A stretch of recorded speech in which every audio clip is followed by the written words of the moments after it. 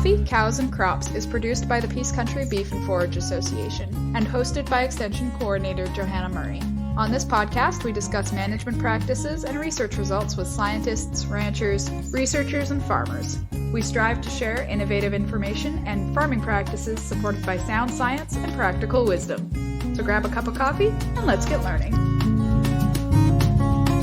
Hi everybody, thanks for tuning in to today's episode of Coffee, Cows, and Crops. On today's episode, I'm talking to Jeff Bectell, rancher and coordinator of the Carnivores and Communities Program in the Waterton Biosphere in southwest Alberta. Today, we're going to be chatting about the control and management of carnivores on farms and on ranches. But before we get into all that fun stuff, Jeff, would you like to introduce yourself and tell me a bit about how you got started with the Carnivores and Communities Program? Sure, and thanks for having me on today. Like you mentioned, we ranch here south of Cardston. Our place is just 3 miles north of the border. My wife Liz and I and our 5 kids here run about 200 cows on owned and rented land here. We're just east of Highway 2.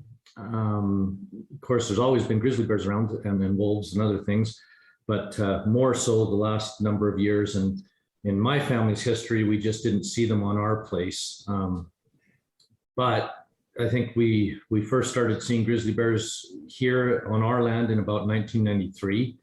And a few years after that, we had our first suspected grizzly bear kill. And these things it started out as a bit of a one-off and a novelty, but it became apparent that it was going to be our new normal. And you know, for some people, they'd always had these issues, but for me, this was something new, and for many others in our community. And so we started seeing community members get together to try and address the issues, both in the Cardston area and north of Waterton Park and Twin Butte and Pincher Creek. And so a lot of community members were getting together with Fish and Wildlife and others to try and put their heads together and find ways to address this new and emerging problem. And like I said, it's not that it was new to everybody. Some people have always dealt with it, but it was an increasing problem. So it brought a lot of people together. And so there's a number of community meetings got held in the early 2000s and up to 2010 and in there. And then the province began supporting some of these initiatives a little more consistently rather than just sort of on an ad hoc basis. And in 2011, the province approached the Waterton Biosphere, which by then I was on the board of directors. And we were approached to see if the biosphere would take over a large grant to help producers in Southwest Alberta with large carnivore issues. And so that's how I got involved a little bit. Awesome. So one of the big things we talk about a lot when we start discussing predators like bears and wolves and coyotes and stuff is managing attractants. So I know dead stock and boneyards can be a big attractor, but what are some other things that might be drawing these animals closer to farms and ranches? Yeah, definitely. One thing I think is important to point out, and most agricultural producers understand this. Sometimes people that are away from agriculture don't get it right off the bat, but pretty much everything on a farm and ranch is an attractant for wildlife. It just is. And so we can address some attractants, but it's difficult to address all attractants. Some of the key ones, I think, definitely your crops, both standing and stored, your livestock, dead stock, even your gardens, all of these kind of things, besides the habitat that farmers and ranchers provide, it all is a good place for wildlife to be in, particularly large carnivores in many instances. So we do focus a lot on the attractants that we can manage, and it depends on the producer and their situation as to what kind of things they can do and how much it might cost them and how easy it is to do the thing that they want to do to cut back the risk. Just like a lot of risk management on agricultural operations, you kind of go through that through that scenario of what's the problem and is there anything I can do about it, and can I afford to do what might be done. Mm-hmm. That's always the challenge. So part of the reason that we want to control all these attractants is preventing getting these predators trained to find the food. Like they're gonna come, but we want to avoid training them to be close to the livestock, close to the farmyard. So are there's some ways to remove those attractants and manage them? What are some common methods for that? Right. So our Carnivores and Communities Program, we've taken ideas from lots of people, including just producers trying to come up with things on their own. But a lot of our projects, and we've in our area, we've done over 100 projects now with over 60 producers. And a lot of our projects do involve grain and feed storage. Just grizzly bears get into those kind of things. And so your old wooden grain bins that are they've been there a long time and they work for lots of things. They don't keep bears out very well. So we work with people on those, but also on steel grain bins. Wooden floors become an issue. Grizzly bears will tear those apart. So also the doors on grain bins, bears will tear those off. So a lot of our projects have revolved around bear proofing feed and grain storage, and that's been through things like electric fences, brand new grain bins, cement or steel floors, and bear proof doors. All of these things, depending on the situation, and even in some cases, shipping containers, sea cans have been something that some producers have chosen to use.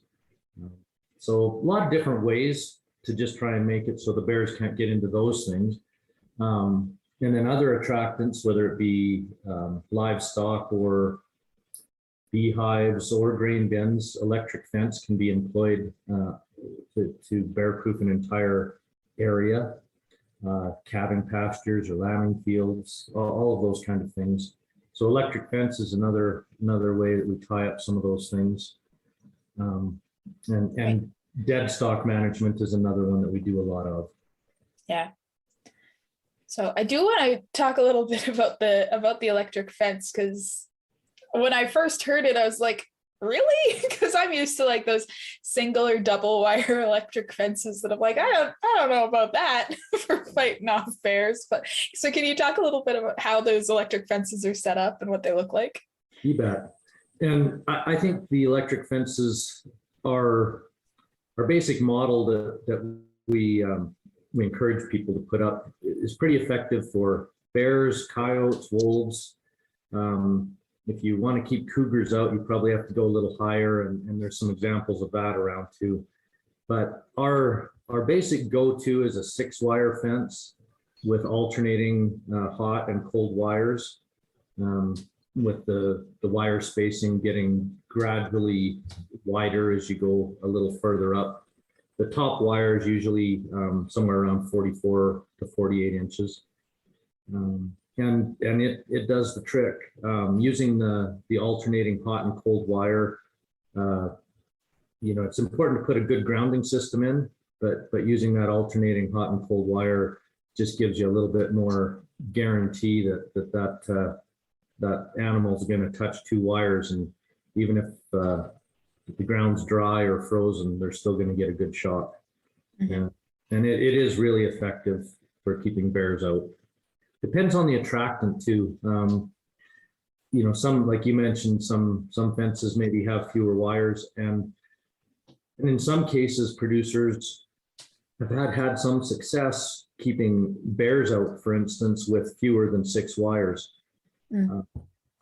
And I think it does depend on the attractant. So if you've got something like dead stock maybe, or beehives, those can be just a real high attractant for a bear, and maybe you've got to have more wires. But if you're talking cattle, they're a little bit more to tangle with, and so sometimes guys get by with 2 or 3 or 4 wires, but our recommendation is the 6-wire setup. It's a little more bomb proof. That makes sense. And can we talk a little bit too about dead stock management? What are some of the things you guys have done for managing dead stock? Yeah. So all of these large carnivore species, dead stock is pretty easy food. Yeah, good calories. And people traditionally, a lot of people have just had a boneyard or a dead pile, and these animals learn where those are, and it just becomes part of their circuit that they follow. And we found that when you have attractants like that, it brings those animals in more and sets you up for further conflict, whether it is with your livestock or your grain bins or other things around your farm. And so we do think managing dead stock is really important, and that can be done through a lot of different things, whether it be on-farm composting or using a rendering company. A lot of these things are really great, but for us, we have used part of our funding to create a dead stock pickup program in our program area. So we cover dead stock pickup for producers within an area of 1.4 million acres, running from Chain Lakes down to the border. And it's not everybody participates, but a lot of people do. And it's not the silver bullet. It doesn't end all of your issues, because these bears and wolves and things are still on the landscape. But by and large, people have reported that this has been an important part of them cutting their conflict with large carnivores down. And so we cover the cost of the rendering company picking up on farm, and we also have a number of dead stock bins that people can take their calves to. They can take large animals too if it works out for them, but calves are a little bit easier to throw in the back of the truck and take over there, and then they're off your place. You don't have to wait for the truck to come. It's just done. And so that's been pretty effective for us, and something that we continue to support as a way to decrease conflict. Mm-hmm. So ranchers in your area have been dealing with increasing bear populations for a long time now. So can you talk a little bit about how things have maybe changed on your operation because of that? Yeah. So I've been fortunate. I haven't really had a lot of bears in my actual farmyard getting into things at this point, but many people have. I think for me personally, it's just an awareness. I think one of the things that we haven't really talked about yet is the safety aspect, particularly with grizzly bears. And so when I was a boy, if we decided to go for a horseback ride, we'd go, and the worst worry was that we'd fall off our horse or something. But now, and when my children were small, we didn't send them out into pastures that I used to go to with no thought at all, because there's no bears around. And most of the time bears do go the other way, but it's a brand new risk having something like grizzly bears around your family and your livestock. And so I think the safety thing is one of the biggest changes. You just have to adapt to that and kind of have a plan a little bit and think about it. And so that's been one of the changes for us. Also, just, we haven't changed a lot in our management, but some producers that are in higher carnivore areas have made changes to their entire operations, like switching from yearling to cow-calf because the wolf pressure on the yearlings was just too much, or calving in a different location in order to make it a little more secure so they could watch a little bit closer. So all of these things are tricky, but people step up to the plate and do their best to try and manage it, for sure. Yeah. And just to I guess, continue on the safety side of things, because we haven't talked about that much yet. What are some things that you, I guess, consider with like your farmyard and going out to check cows and stuff with the bears around? Right. So I think just an awareness, right? And I think that's one of the things that's frustrating for producers is there's all these things you're trying to manage, and all of a sudden there's one more thing, and it's a little bit gnarly. So Yeah.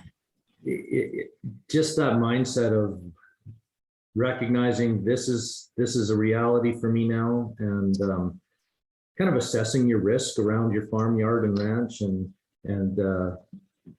looking at it with a bit of a critical eye and think, what can I do to cut that risk down? And when you're in a national park and there's a bear in the area, sometimes they'll close the trail and just say, don't go here. But that's not really an option on your farm. But you can start to take some of those precautions of thinking, do I need to make a little bit more noise if I'm in a brushy area fixing fence? Or, if I see some birds and maybe there's a dead animal, what kind of precautions am I going to take going into that brush to check it out? Because what if there's a bear there? Mm-hmm. All of those things, just kind of thinking it through. Another thing I guess I'll bring up that our program has done is put on bear safety workshops for farm and ranch families. So we've been doing those for a number of years. The whole family's invited, from the littlest kids to the grandmas and grandpas. And I think a lot of producers are a little skeptical going to something like this, including myself at first. But we talk a little bit about bear behavior. How do we interpret the way a bear might be acting, whether it's defensively or aggressively, and sort of understanding that a little bit. And then we do some bear spray training with inert spray. And so everybody actually gets a chance to think, what's it like to have to take a can of bear spray out of a holster on your belt and point it and hit the target, and what is it actually like? And so everybody gets to do it. It's kind of one of the fun things. The little kids, they like blasting a pretend bear with bear spray, but in seriousness, it's just one more way to sort of understand a tool that bear spray is, and then practice with it, so that hopefully, I've never had to use it. I hope I never do, but knowing how to use a tool is a good thing, and just having it there can maybe save some problems for somebody and help a little bit. So that's one of the other things we've done to try and address that safety issue. For sure.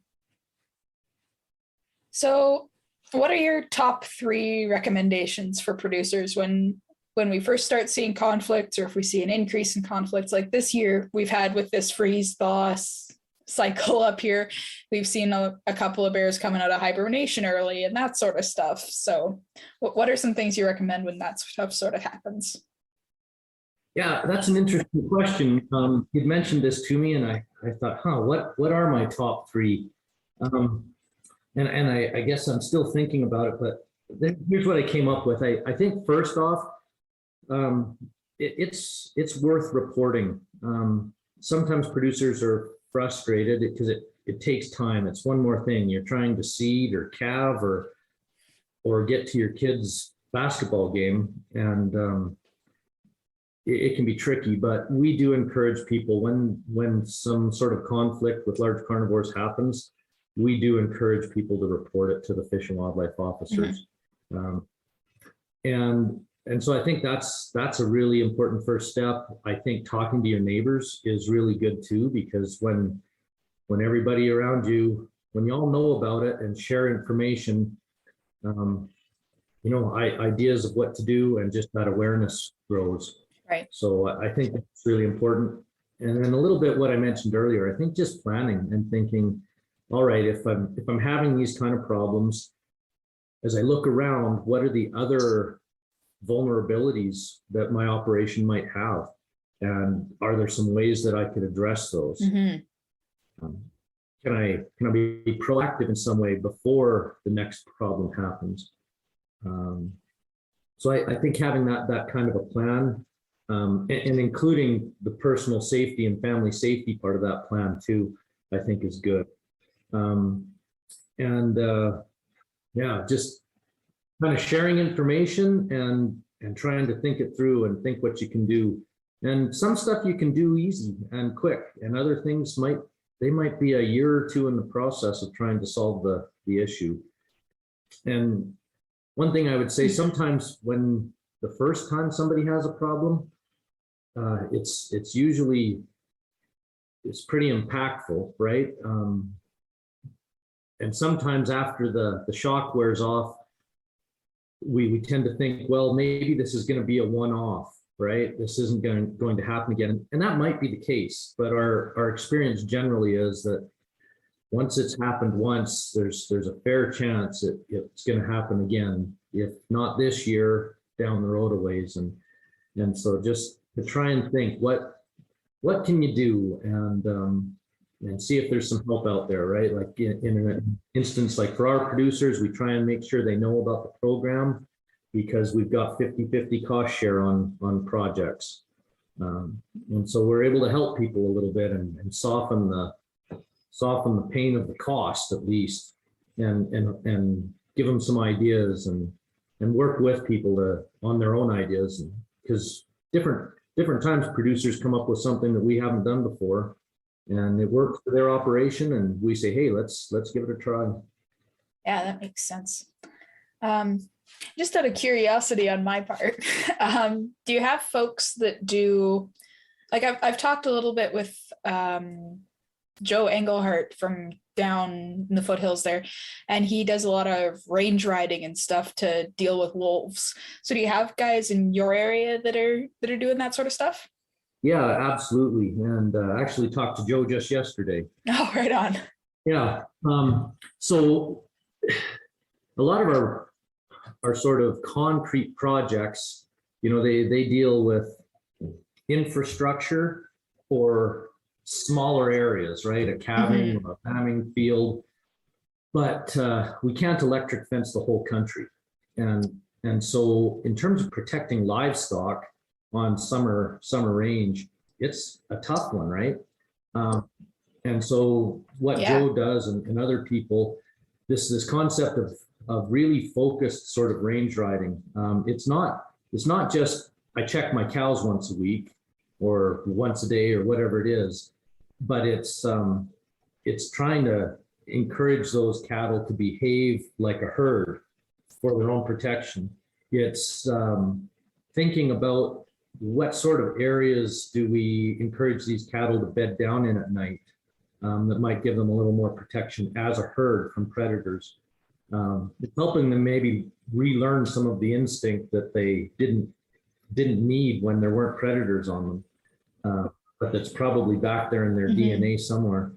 And so it's that kind of thing, or even an awareness of the predators. A lot of guys feel like with wolves, if you're checking and you see some wolf sign and you just kind of think, well, that's interesting, and you just keep going, that's one thing. But if you actually see a wolf track and then start following it, a lot of people think those wolves are pretty smart, and they recognize that you're onto them and that you're actually watching them, and it changes their behavior and makes them more wary and maybe keeps them from killing cattle as much too. So it's all these kind of things of just good stockmanship, so that your cattle are good to handle and sort of healthy, and then trying to teach them and help the cattle to be more resilient in the face of this predator pressure. Another interesting one is livestock guardian dogs. They're used a lot on things like sheep, less so on cattle, but there's people doing it for cattle too. And there's some pretty good dog breeds that when you've got a multi-breed dog pack protecting your livestock, they can take on things like bears, and wolves, and all the rest. So there's a lot of different options out there. They all come with a cost, and for some operations, some things are just not going to work. But it's interesting to think about all the principles and how they might work on your operation. Right. All about adapting them to make them work for you. Yeah. Awesome. My other question, it's a little, this is the one that's always important to ask, but it's not a lot of fun to answer, I know. Are there some things you've tried that haven't worked, or practices that you recommend people avoid? Yeah.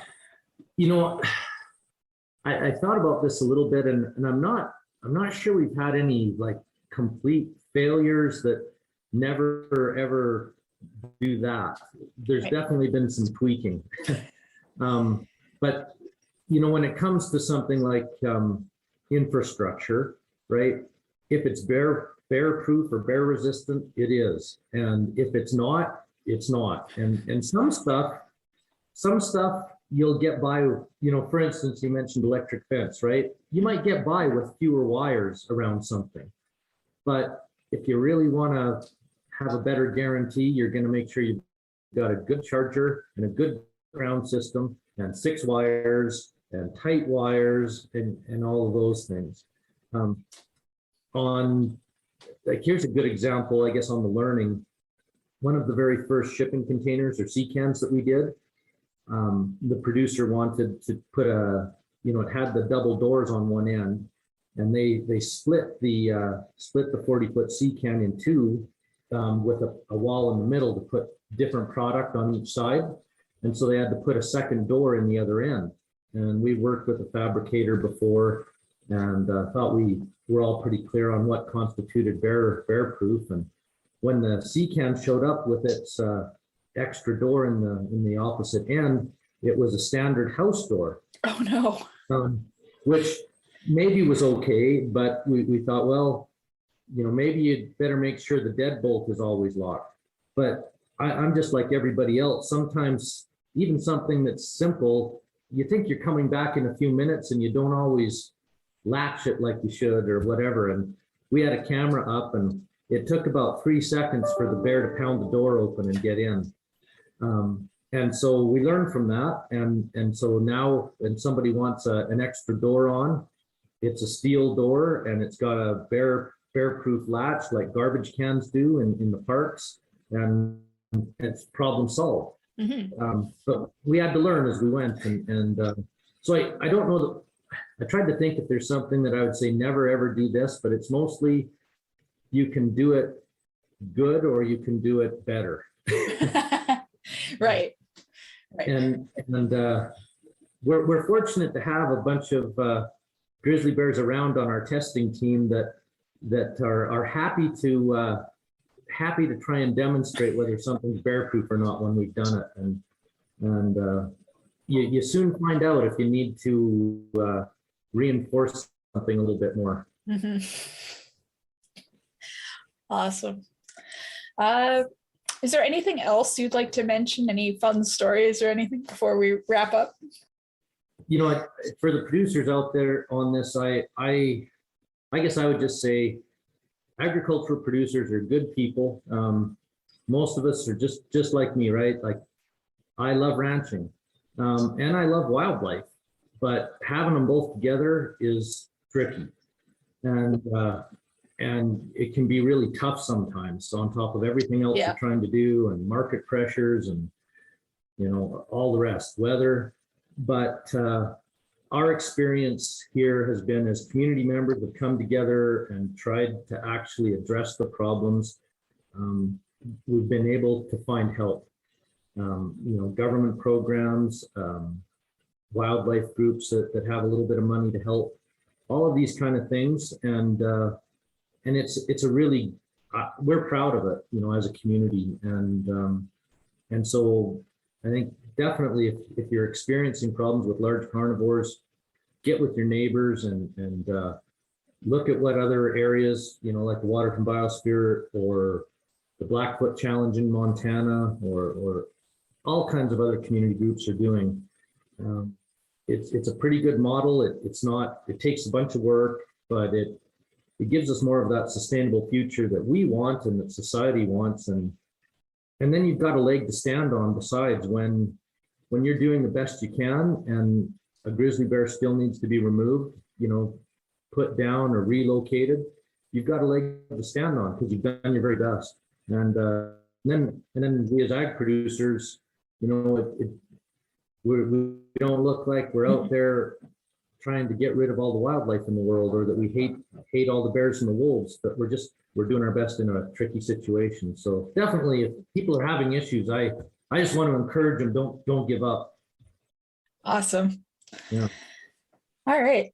So you mentioned the Blackfoot Challenge and the Waterton Biosphere. Where can people look for more suggestions and resources? And I'll drop those links down in the description of the podcast. That'd be great. Yeah. So definitely our website, watertonbiosphere.com. There's always more than one way to something on a website, but under the resources tab or under the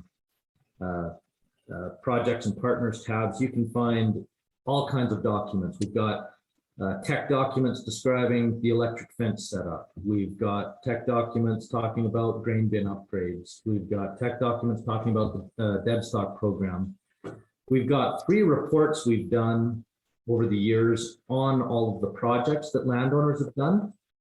And I think people, it's really good to look at those because each producer has a story in there of what was their experience that led them to doing this project. And then there's numbers of how much did it cost and how much support financially were you able to get, and what's the result? Is it helping or not? So I think those kind of things, we put them together so that producers could look at all these different examples and think, there's one that's kind of what I need. So definitely, yeah, check out our website, the Blackfoot Challenge. People and Carnivores has some really good stuff in the States.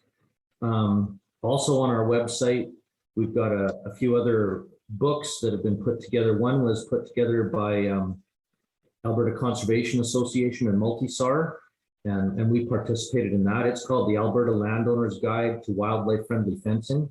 And it's a great resource. Western Landowners Alliance in the States has we partnered with them a little bit, and they featured a little bit of our work in one of their booklets that's on our website too, called Reducing Conflict with Grizzly Bears, Wolves, and Elk. Yeah, there's quite a lot out there, and definitely our website's anything we've got on there, we encourage people to look at, and people can give us a shout if they've got questions, and we're happy to try and help. Fantastic. Awesome. Well, thank you so much for doing this interview. There's lots of good information in there, I think, so I appreciate it. Yeah, thank you. It's a pleasure to be part of it, and it's pretty interesting stuff. I've thought if I could go back to the days when we never ever saw a grizzly bear on our place, it would solve some problems. I'm not sure I'd want to go back to that. It's a pretty neat thing to think that as long as it doesn't put you out of business or hurt your family, it's a pretty neat thing to think that this wildlife is out there and that you're part of it. And it's tricky putting all of those things together, but kind of exciting and interesting. Peace Country Beef and Forage Association is a research and extension group based out of Fairview, Alberta. Our mission is to help producers thrive in an agricultural system that is profitable, regenerative, and attractive to future generations. To learn more about what we do and see the results of our research trials or our archive of newsletters and fact sheets, check out our website at peacecountrybeef.ca. Want to get in touch? Have a burning question or a topic suggestion? Send us a message on Twitter, Instagram, or Facebook. Thanks for listening.